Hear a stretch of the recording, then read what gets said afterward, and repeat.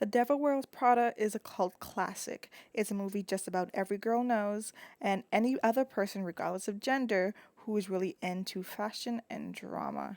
It's a compelling story starring Meryl Streep and Anne Hathaway, and if you haven't seen this movie, I recommend you go watch it really quickly and then pop back to this video.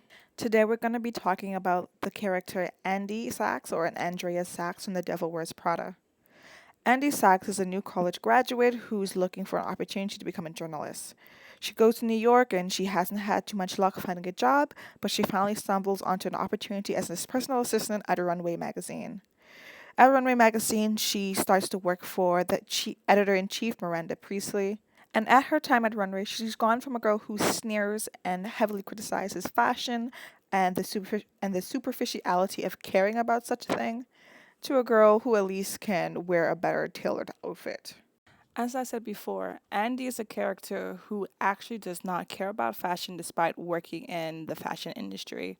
Matter of factly, not only does she not care about fashion, she actively decides to look down on it, despite the fact that the position she's in makes it so that she is dependent on her role and on this industry while she makes fun of it. Okay, can you please spell Gabbana?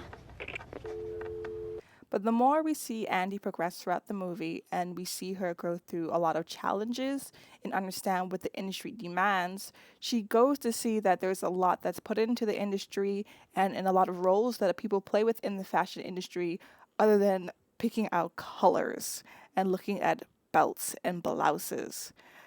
She garners a respect for the work not only that her boss, Miranda Priestley, puts in and all the effort she puts in into commanding her role and delegating things to other people, as well as commanding a room and garnering everyone's respect around her. She then opens up her eyes to the hard work and all of the dedication that her peers around her put into their job as well. She has grown to admire people like Nigel and Emily, who've been in their position for years, facing challenges, getting knocked down, specifically from Miranda Priestley, but somehow still scraping up enough effort and gumption to do it all again in the future, no matter what they've just faced. Furthermore, by the end of the movie, when Andy figures out that the fashion industry, or at least what it takes to be a Miranda Priestley in the fashion industry, is not what she wants for her life or for her future career perspectives, she still takes some of the lessons that she's learned when it comes to styling, fashion, and presenting herself in the world from the industry and from her job and her time at Runway. But now that we've gone over that kind of synopsis, what I really want to dig into is the reason why Andy probably feels like in the beginning of the movie that fashion is beneath her and something that she should sneer at. One of the first things we learn about Andy is that she's a recent college grad. The career she's choosing to go in is one that's more based in the corporate world versus something like the fashion industry, which is more creative and artsy. Now, this movie did come out in the early 2000s. It came out in 2006, 2 years after Mean Girls. I make that reference because it's going to be important in the future. So, misogyny is well alive. People are still demonizing hyper-femininity. And most importantly at all, the pick me girl was very much in trend, on brand, and in style. Now, do I think that Andy embodies everything that the 2000s tropey pick me girl embodies? No, I don't think so. I don't think she fully encompasses what the pick me girl was back then in the early 2000s, mid 2000s, or even what we would still kind of call out to be right now. But I do think she has some misogynist pick me girl trains of thought when it comes to fashion, which explains her attitude to the job when she first starts. Like I said before, Andy has perspectives and a future career plan that would involve her being heavily immersed into a corporate world. Corporate America at that time was very much a man's world. Corporate America and corporation lifestyles, even today amongst many of countries, is still a man's game in a lot of sectors. So certain themes of misogyny tend to play a role in corporate mindsets. For example, there's always been this sort of societal mindset that if a girl is too pretty, then she's probably not very bright. Now, this is something that's not very new. We can even go back way past the 2000s and see stuff like that playing out between Movies where you see Marilyn Monroe is in, where she embodies the sexy blonde bimbo bombshell, and then men kind of see her in a way which, oh, since she portrays herself in this sexy, desirable way, then there must not be much to her, not much to her personality, and definitely not much to her smarts. And then we have those kind of comparisons of women who are more like a Hillary Clinton rather than a Monica Lewinsky. We can also see similar comparisons in history with women like Jackie Kennedy and Marilyn Monroe. Again, the desirable bombshell, the bimbo, the very sexual being versus the more calm, natural, innocent, down to earth beauty. We even see that kind of conversation and dialogue occur in movies like Legally Blonde, where Elle is too blonde for Warner, who wants to run for Senate one day, has political aspirations, and so he needs a woman who looks a certain way in order to fit into this kind of American dream lifestyle of what is elitist, at least what is a respectable and elite. I I think we should do. break up.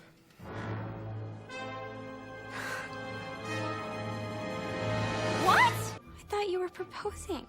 Proposing? Elle, if I'm gonna be a senator, well, I need to marry a Jackie, not a Marilyn. So you're breaking up with me because I'm too blonde? So it is clear and easy to see why Andy would associate something like fashion, something very hyper feminine, with something that she should look down upon since she has corporate aspirations.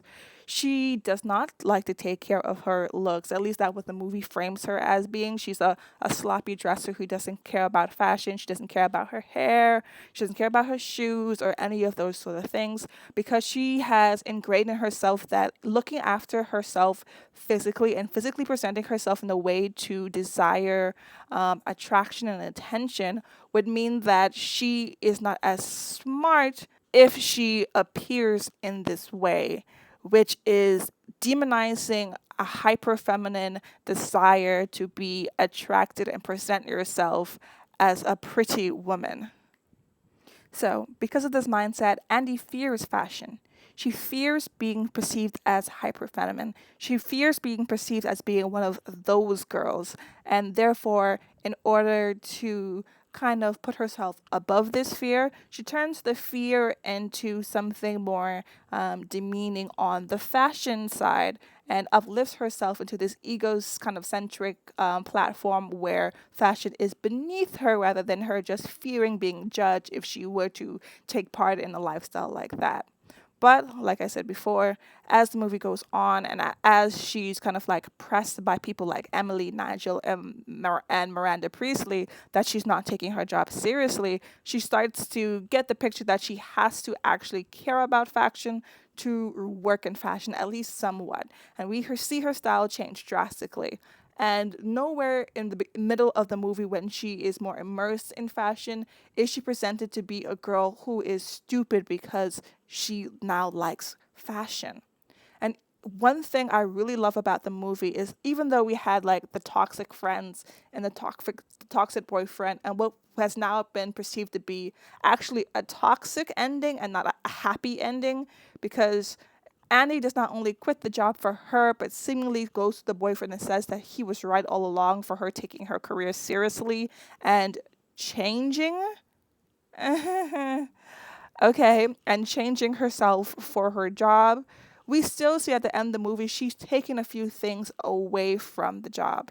When we last see Andy before the movie ends, we see her in a look that is way more cohesive than what she's worn in the beginning.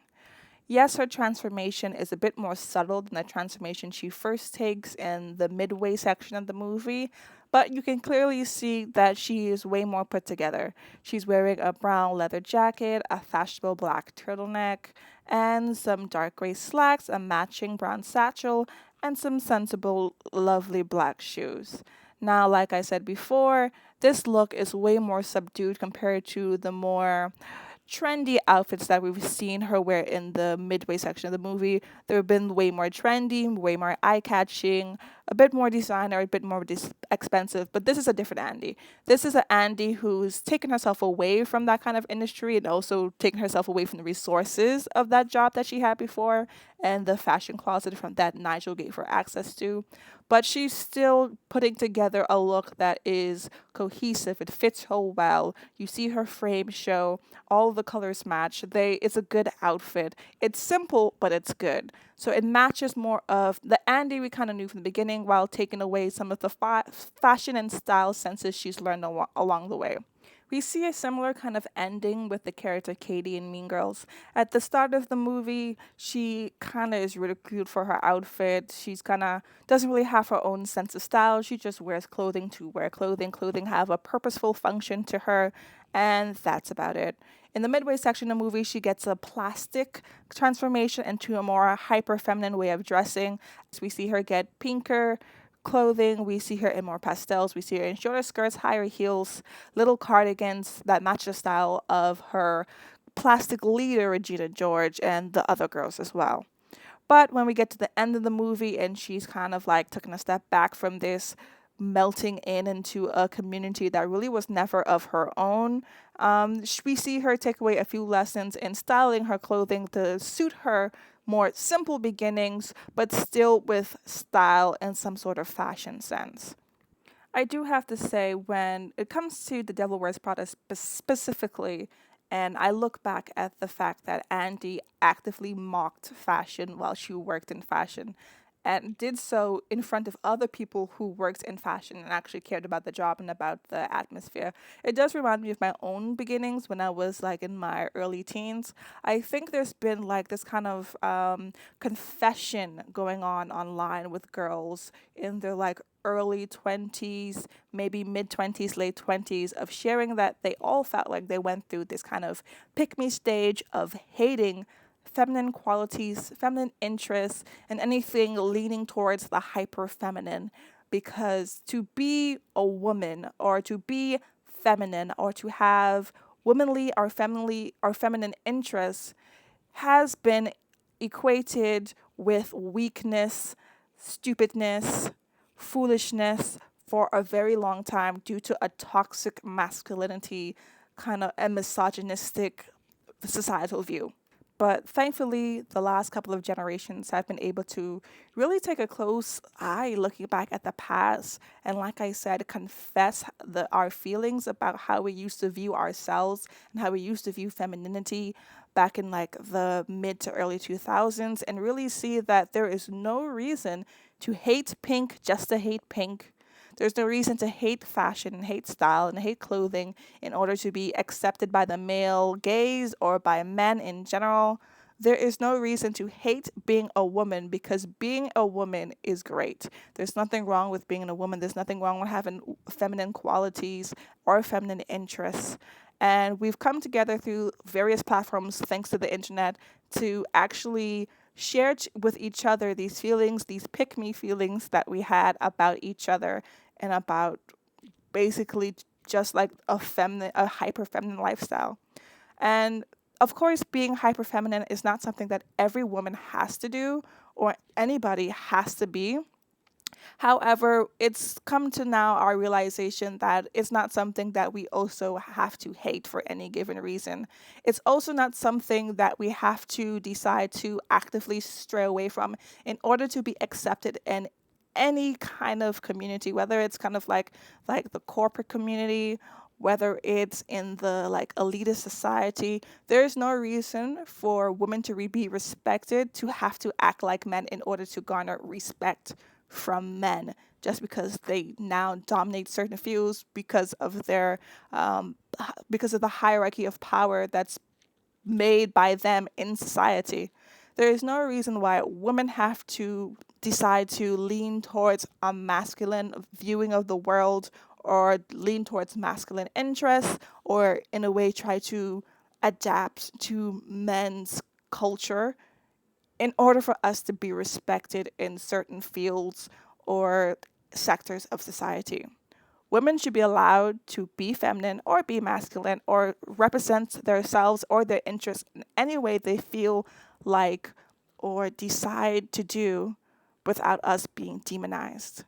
And I really kind of liked that feeling and that shame that the movie did frame against Andy for looking down on something like fashion just because it's hyper feminine and looking at it in this view of superficiality as if other areas of life aren't somewhat superficial if you look at it in a way as it's, oh, well, it's just clothes. A lot of things are just what they are, but don't seem to garner as much disrespect as the things that just are what women like. And thank you guys for watching this video. I hope you really liked this video. If you did like it, please give me a thumbs up. If you have anything you have to say in the comments, please write it down below. And tell me what your thoughts were. Did you go through a pick-me girl stage when you were in like your preteens or teens? Like I said, I did go through a bit of a preteen, teen pick-me stage. I hated pink. I wore boys' clothing. I actively tried to dislike anything I felt that was like too girly, like very emotional chick flicks and stuff like that. Some of those things I still don't like. Like I'm still not a big fan of very emotional movies, but now I know that's just something I don't like rather than me actively trying to disassociate myself from anything that's feminine or girly, as people would say. Now, I very much like pink. I like to dress girly. I like to dress like a soft girl. Sometimes I like to dress like the cool girl, the sexy girl. And like there should be no issue with that. That shouldn't take away from my academic achievements. Also, I would say that I'm decently smart. I'm a girl in law school, but I still should be allowed to like pink, even though I want to get into a subject that is serious like law and dominated by men, because they've just chosen to make that feel that way. It is not my fault that I am a girl and I'm hyper feminine, and that should not give me a disadvantage in life or in my career field just because I like pink and I like clothes. So let me know in the comments how you feel about this whole topic of dialogue and conversation, and I will try to make a next video as soon as I do. Thank you. Here we go, it's all about you, it's all about me, it's all about what we do. Making art, you and me, trying to find something to believe.